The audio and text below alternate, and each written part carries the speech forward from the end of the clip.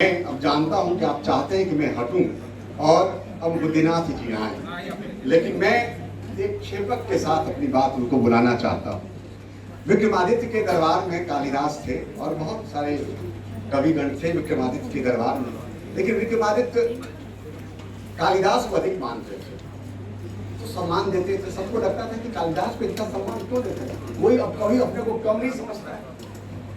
तो लोगों के विक्रमादित्य ने जान लिया कि लोगों के मन में भाव है। एक दिन उन्होंने सबको अपने प्रसाद में बुलाया और प्रसाद के द्वार के सामने उन्होंने एक सूखे पेड़ की टहनी एक उसको काट के रखवा दिया और सबको बुलाया, कहा कि देखिए आज का यही विषय है, इस पर आप कुछ लिखिए, पंक्तियां लिखिए। तो जो उसके एक श्रेष्ठ कवि थे उन्होंने कहा कि सुष्ठम काष्ठम तिष्ठति अग्रे। सीधी सी बात है, लगता है आफोरा मार रहा है, आगे में रखा होगा। अब सौंदर्य बोध देखिए कवि में बहुत बड़ी चीज होती है। महादेवी ने कहा है कि यदि वृक्ष में फलों से लदे किसी वृक्ष में सौंदर्य होता है तो उस ठूठ में भी सौंदर्य होता है, जो पूनम की रात को अबोध बालक की तरह आकाश की ओर देखता है। चांद लिपस्टिक लगे हुए होठों और रूज लगे हुए गालों में यदि सौंदर्य होता है तो सड़क के किनारे घास छीलती हुई इस महिला के कुम्हलाए होठों और कुम्हलाए हुए गालों और टुकड़ी पड़े होठों में सौंदर्य होता है। देखने की चीज होती है। अब देखिए कालिदास को जब कहा गया कि कालिदास जी आपने कहा आप कीजिए, तो कालिदास ने कहा नीरस तरुणी विलसति।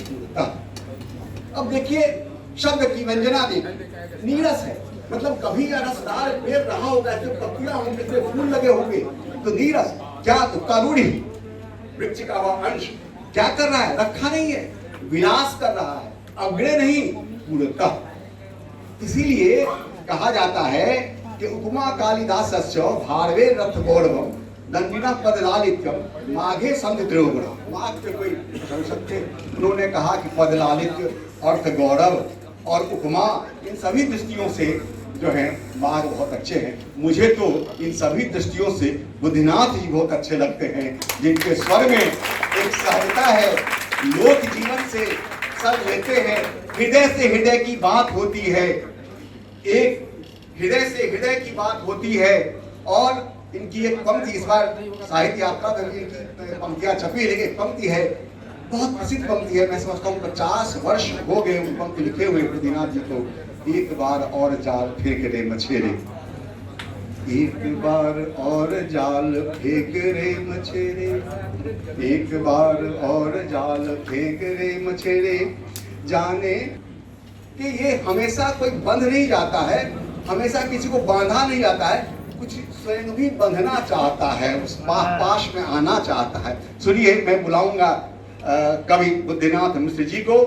कभी कुछ ऐसी तान सुनाओ विप्लव गान का उथल पुथल मच जाए, कभी कुछ ऐसी तान सुनाओ उथल मुथल मच जाए, एक हिलोड़ इधर से आए, एक हिलोड़ इधर से आए। उपस्थिति से माननीय हमारे बीच और नवगीत के बहुत ही सशक्त हस्ताक्षर हैं। मैं तो जानता हूं कि कम से कम 20 राष्ट्र, जापान, अमेरिका, यूएई, रूस में पुष्किन सम्मान, बहुत अंतर्राष्ट्रीय सम्मान से इन्हें सम्मानित किया गया है। तो ऐसे कवि हमारे बीच हैं, हम शांतिपूर्वक उनको सुने। कलकत्ता कोई भी ऐसा विश्वविद्यालय नहीं है जहां कवि के रूप में आदरणीय बुद्धिनाथ जी नहीं गए। आज में 16 वर्षों तक इन्होंने काम किया, फिर राजभाषा अधिकारी कई ऐसे संस्थाओं में रहे, ओएनजीसी में राजभाषा अधिकारी रहे। उस रूप में इनका जो नाम हुआ है, जिस रूप में ये जाने जाते हैं, ये इनकी सहजता है कि हम लोगों के बुलाने से एक बार में वो आ गए। मैं पूरी उपस्थिति की ओर और सौंदर्य के कवि, सहजता के कवि आदरणीय बुद्धिनाथ जी को बुलाते हैं, जो नवगीत के शिल्प और स्वरूप पर ही संकेत देते हुए कुछ बिंदु पर उससे विचार करते हुए अपनी गीत, अपनी कविता पाठ करेंगे। आदरणीय बुद्धिनाथ जी, करतल ध्वनि से स्वागत करें।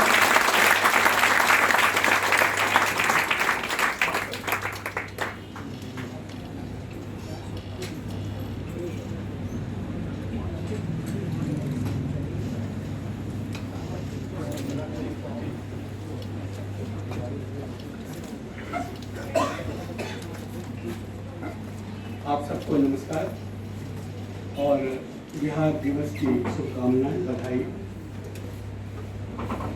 समारोह के मुख्य अतिथि माननीय गिरीश कुमार चौधरी जी, इस समारोह की गरिमा में अध्यक्षता कर रही हमारी बड़ी बहन उषा किरण खान जी, जिनके सौजन्य से हम इस परिसर में पहली बार में घुस पाया हूँ, शशि प्रताप शाही जी, और जिन्होंने मुझे टिकट दिया इस सभागार में आने के लिए, वो कलानाथ मिश्र मेरे अनुज। तो ये सब जो है उन सबको मैं नमस्कार तो करता ही हूँ, लेकिन मेरे सामने भी ऐसी ऐसी विभूतियाँ हैं जिनको अभी नाम तो ले लिया गया है। मुझे लगता है कि पहली बार मैं अपने परिवार में आकर के कविता पाठ कर रहा हूँ। बिहार दिवस है और मैं बिहार की आवाज़ हूँ। भले ही 10 साल की उम्र में मैं चला गया था बाहर काशी, और वहाँ से या कलकत्ता, और उसके बाद राम उपदेश बाबू आ गए हैं। आप, यह हमारा सौभाग्य है।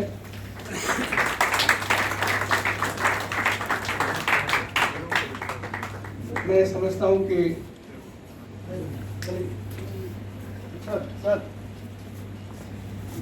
पूरे देश में सबसे बड़ा आईएएस कवि अगर कोई है तो राम उपदेश बाबू है। उनका यहाँ आना मैं अपना सौभाग्य मानता हूँ। मैं कह रहा था कि अक्सर कवियों के परिचय में ये पुरस्कार, वो पुरस्कार, ये सम्मान, वो सम्मान। आज मैं आपको मन की बात बता रहा हूँ कि सब झूठा है। सच्चा सम्मान वह है जो आप मुझे दे रहे हैं। एक कवि के लिए उसकी कविता को प्रेम से सुनना ही उसका सबसे बड़ा सम्मान होता है। न तो विद्यापति को कोई सम्मान या पुरस्कार मिला था, न तुलसीदास को मिला था, न वाल्मीकि को मिला था, न व्यास को मिला था।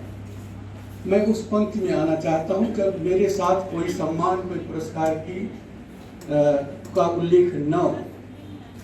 बुद्धिनाथ मिश्र इतना पर्याप्त। तो मैं आप सबसे आशीर्वाद लेना चाहता हूँ कि जिस आवाज़ को मैंने पूरे देश में ही नहीं, जहाँ तक हुआ विदेशों में भी लेकर गया हूँ, वो आपके समक्ष रख सकूँ और वो आपकी आवाज़ हो जाए, आपके दिल की आवाज़ हो जाए। शुरू करता हूँ सबसे पहले।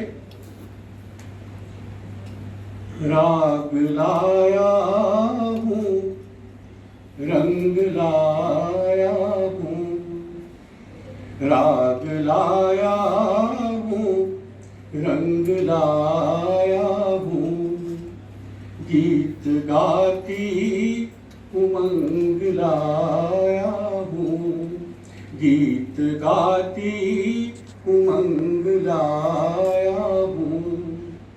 मन के मंदिर में आपकी खातिर, मन के मंदिर में आपकी खातिर, प्यार का जल तरंग लाया हूँ।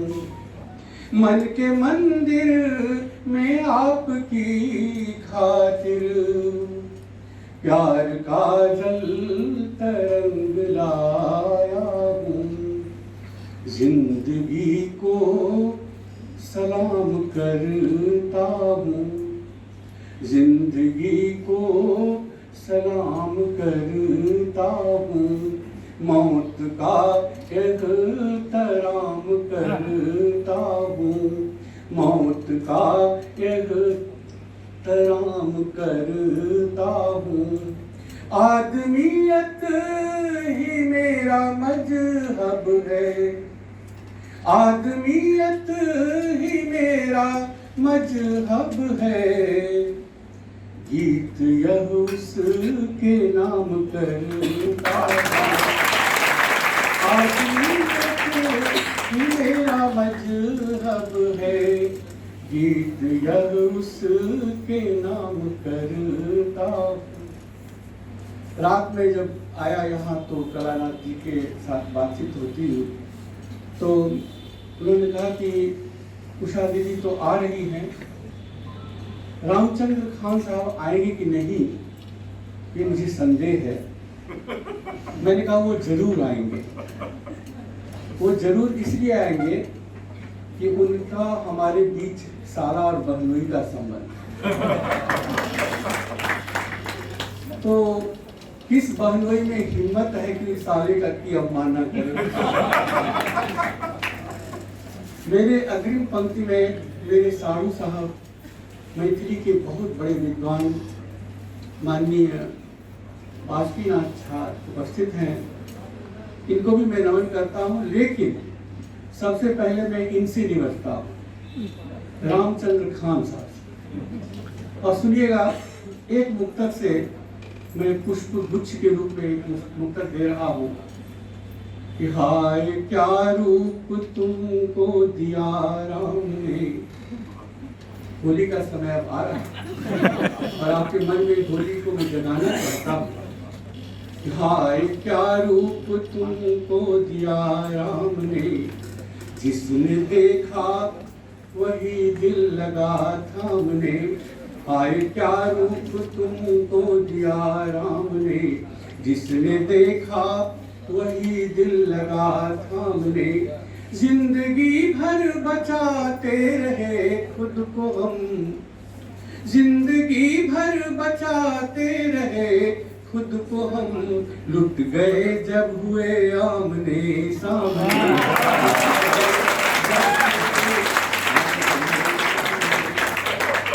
इसी रंग को थोड़ा आगे बढ़ाता हूँ। सबसे पहले जैसे कि संगीत में होता है कि जो शास्त्रीय संगीत का जो गायक होता है वो पहले 1-1.5 घंटा आलाप देता है, उसके बाद गीत पर आता है। ये उसकी विशेषता होती है क्योंकि आलाप के माध्यम से वो स्वर की पृष्ठभूमि तैयार करता है। कवि क्या करेगा, कवि के लिए शब्द ही है, तो शब्द से ही इन्होंने बड़ी कोशिश की कि मैं पहले शब्द में आलाप दूं। आलाप का मतलब ये कि भाषण दूं। लेकिन मैं जानता हूं, मैं चालाक आदमी हूं कि जहां वीसी ने इतना बढ़िया भाषण दे दिया और उसके बाद मेरे लिए कुछ बचता नहीं, इसीलिए मैं उस आलाप को बंद करता हूं और सीधे हमारे और कुलपति महोदय में एक बहुत बड़ा संबंध है, सांस्कृतिक संबंध। वो ये है कि वो हैं गिरीश कुमार यानी शिव के पुत्र, और मैं भी हूँ बुद्धिनाथ यानी गणेश यानी शिव का पुत्र। हम दोनों जो है यहाँ पर अतिथि के रूप में जरूर हैं, लेकिन हैं ही एक ही। और इन सबको जोड़ने की जो कला है जिनके पास, वो नाथ संप्रदाय के हैं, मेरे से बुद्धिनाथ और नाथ। तो ये बड़ा अच्छा संपर्क है। अगर आप लोगों को पीछे जो खड़े हैं बैठने में दिक्कत हो, खड़े बैठना चाहे तो आगे आकर बैठ सकते हैं। मुझे अच्छा कि अब साहित्य की बात हो रही है, अब कोई अनुशासन कुछ नहीं।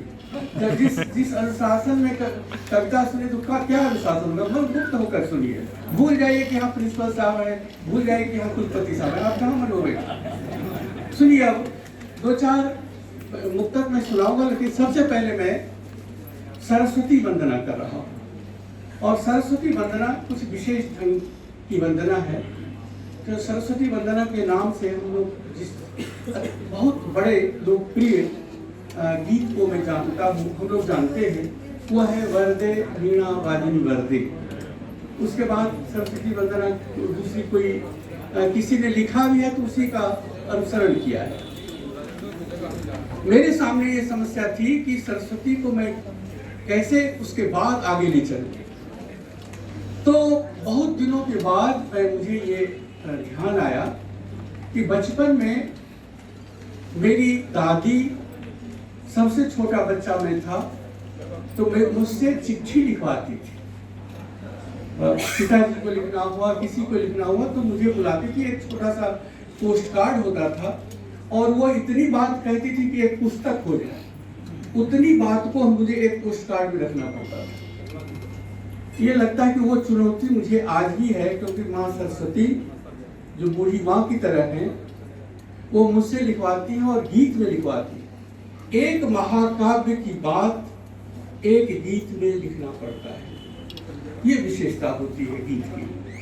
हम महाकाव्य नहीं लिखते, लेकिन महाकाव्य को हर गीत में संभालने की, सजोने की कोशिश करते हैं। दिखाई गतिविधि ना हो तो ज्यादा अच्छा है। आप जहां चुपचाप बैठ जाइए, ठीक है, सुनिएगा। तो वो सरस्वती मेरी बूढ़ी माँ है और मैं इस सारस्वत परिवार का सबसे छोटा बच्चा। अब गीत सुनिएगा मेरा। अपनी चिट्ठी बूढ़ी माँ मुझसे लिखवाती है, अपनी चिट्ठी बूढ़ी माँ मुझसे लिखवाती है। जो भी मैं लिखता हूँ वो कविता हो जाती है। अपनी चिट्ठी बूढ़ी माँ मुझसे लिखवाती है। जो भी मैं लिखता हूँ वो कविता हो जाती है। चिट्ठी का मजमून।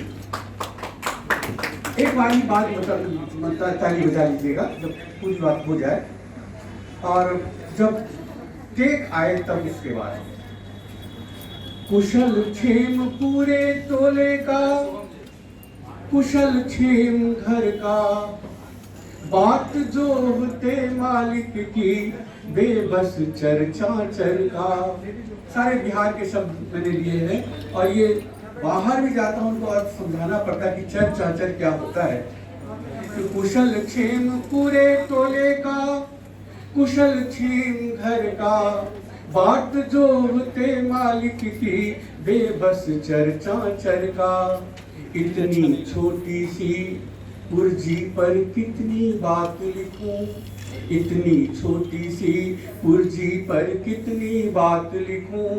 काबिल बेटों के हाथों हो रहे अनादर का। अपनी बात जहां आई बस चुप हो जाती है, अपनी बात जहां आई बस चुप हो जाती है। मेरी ना समझी पर यूं ही झल्ला जाती है। अपनी चिट्ठी बूढ़ी माँ मुझसे लिखवाती है। जो भी मैं लिखता हूँ वो कविता हो जाती है। साहित्यकारों के प्रति जो समाज की जो उपेक्षा भाव है उसकी ओर संकेत करता हूँ कि कभी कभी जब भूल विधाता की मुझको छेड़े, मुझे मुरझता देख दिखाती सपने बहु तेरे। कभी कभी जब भूल विधाता की मुझको छेड़े, मुझे मुरझता देख दिखाती सपने बहु तेरे। कहती तुम हो युग के सर्जक बेहतर ब्रह्मा से, क्योंकि ब्रह्मा के राम तो कब के सदियों में डूब गए, लेकिन वाल्मीकि और तुलसी के राम अभी भी हमारे साथ चले। तो कहती तुम हो युग के सर्जक बेहतर ब्रह्मा से, नीर क्षीर करने वाले हो तुम ही हंस मेरे। फूलों से भी कोमल शब्दों से सहलाती है, फूलों से भी कोमल शब्दों से सहलाती है। मुझे बिठाकर राजहंस पर सैर कराती है। अपनी चिट्ठी बूढ़ी माँ मुझसे लिखवाती है। जो भी मैं लिखता हूँ वो कविता हो जाती है। अंतिम मन, अगर सरस्वती बूढ़ी दादी हैं बच्चों को कहानी क्या सुनाएंगी, क्योंकि बिना दादी की कहानी सुने बच्चों को नींद नहीं आती है। अंतिम बंद सुनेगा कि कभी देख एकांत सुराती कथा पुराणोतन, ऋषियों ने किस तरह किए श्रुति मंत्रों के दर्शन, कैसे हुआ विकास सृष्टि का हरि अवतारों से, कैसे हुआ विकास सृष्टि का हरि अवतारों से, वाल्मीकि ने रचा द्रवित हो कैसे रामायण, कहते कहते कथा शोक विह्वल हो जाती है, कहते कहते कथा शोक विह्वल हो जाती है, और तपोवन में अतीत के वह खो जाती है, अपनी चिट्ठी बूढ़ी माँ मुझसे लिखवाती है, जो भी मैं लिखता हूँ वो कविता हो जाती है।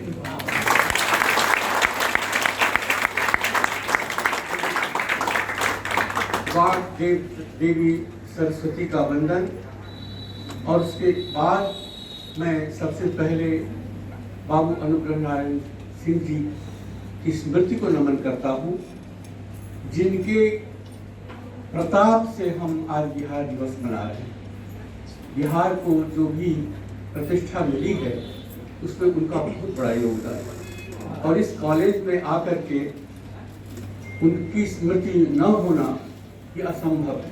मैं उन्हें नमन करता हूँ और आता हूँ, फिर कुछ मुक्तक से बात शुरू करता हूँ, फिर आता हूँ फागुन के रंग में। तो उस रंग को जगाने के लिए सुनेगा, जिसे चाहा नहीं तुमने कभी वह चैन पाया क्या। चौधरी जी को विशेष रूप से, जिसे चाहा नहीं तुमने, तो संकेत कर रहे थे तो मुझे समझ में आ रहे थे, थोड़ी थोड़ी बुद्धिनाथ नाम है तो मैं उसको समझता हूँ, इसलिए मैं कहना चाह रहा हूँ संकेतों में ही कि जिसे चाहा नहीं तुमने कभी वह चैन पाया क्या, ये सांसें तेज चलती है किसी का दिल चुराया क्या,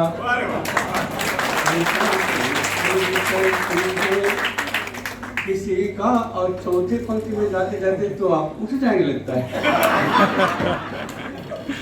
जिसे चाहा नहीं तुमने कभी वह चैन पाया क्या, ये सांसें तेज चलती है किसी का दिल चुराया क्या, जरूरत क्या तुम्हारे रूप को सिंगार करने की, जरूरत क्या तुम्हारे रूप को सिंगार करने की, किसी हिरनी ने अपनी आंख में काजल लगाया था,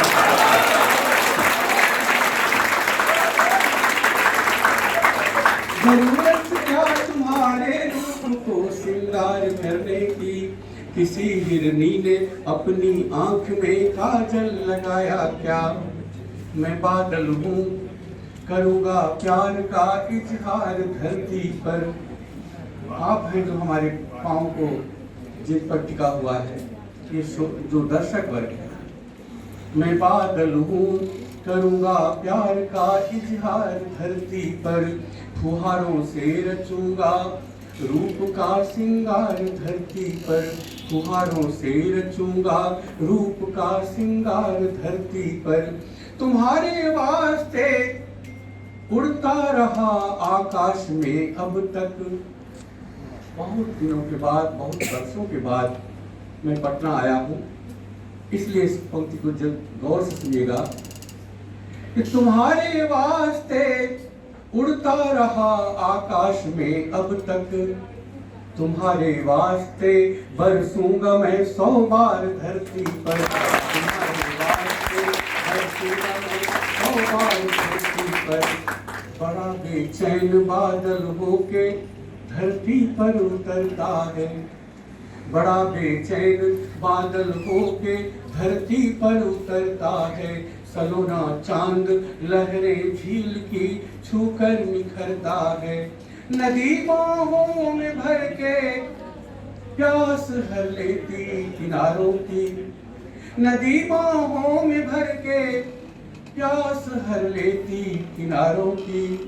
तू कैसा रूप सागर है जो हम प्यासों से डरता है, नदी बाहों में भर के प्यास हर लेती किनारों की। तू कैसा रूप सागर है जो हम प्यासों से डरता है। मैं जब आ रहा था तो देख रहा था कि अशोक के फूल, बसंत का बहुत बड़ा प्रतीक अशोक वृक्ष खुला हुआ है शाही साहब के घर के सामने। जहाँ वसंत हो तो अशोक तो खुलेगा।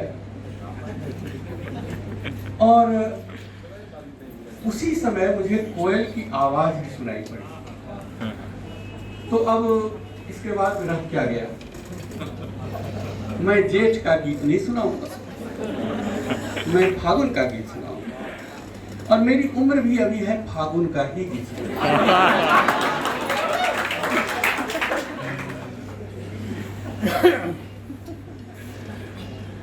सुनिएगा। फागुन के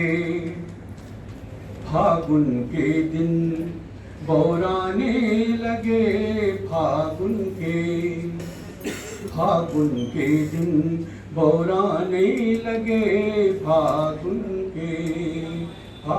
के दिन बौराने लगे, फागुन के। ये गीत और नवगीत का जो चक्कर है, अब देखिएगा कि ये तो मैंने सांचा दे दिया, अब उसके बाद मसाला में नवगीत का भर रहा, क्योंकि सामान्यतः उसमें होता है कि इस तरह के गीतों में कि कोयल बोलती है, सरसों के फूल खिलते हैं, इत्यादि इत्यादि होता है। और कहना ये होता है कि तुम पति को जो परदेसी होता है उसको तुम आए क्यों, ये उसका होता है। यहाँ पर वो सब कुछ नहीं है, क्योंकि नवगीत में मैं अपनी बात कह रहा हूँ। सुनिएगा। फागुन के दिन बौराने लगे, फागुन के दबे पांव आकर सिरहाने, हवा लगी बांसुरी बजाने, दबे पांव आकर सिरहाने, हवा लगी बांसुरी बजाने, दुखता सिर सहलाने लगे, फागुन के दिन बौराने लगे, फागुन के दिन बौराने लगे, फागुन के। रंग बिरंगा रूप सलोना, रंग बिरंगा रूप सलोना, कर जाता दर्पण पर टोना, रंग बिरंगा रूप सलोना, कर जाता दर्पण पर टोना, सुलझा मन उलझाने लगे, फागुन के दिन बौराने लगे, फागुन के। आम के पत्ते तामई रंग के हो जाते हैं, नए नए पत्ते। एक पन सुनिएगा कि ताम्रपत्र अमराई बाँचे, ताम्रपत्र अमराई बाँचे, सुधि सुगंध भर रही कुनाचे, ताम्रपत्र अमराई बाँचे, सुधि सुगंध भर रही कुनाचे, टेसू प्यार जताने लगे, फागुन के दिन बौराने लगे, फागुन के दिन बौराने लगे, फागुन के। अंतिम बंद। नदी अब धीरे धीरे नदी का पानी सूखने लगता है। एक बंद सुनेगा कि उमगी उमगी नदी फिरेगी, उमगी उमगी नदी फिरेगी, अंग अंग सौगंध भरेगी, उमगी उमगी नदी फिरेगी, अंग अंग सौगंध भरेगी, आना जब दुबराने लगे, फागुन के दिन बौराने लगे, फागुन के दिन बौराने लगे, फागुन के।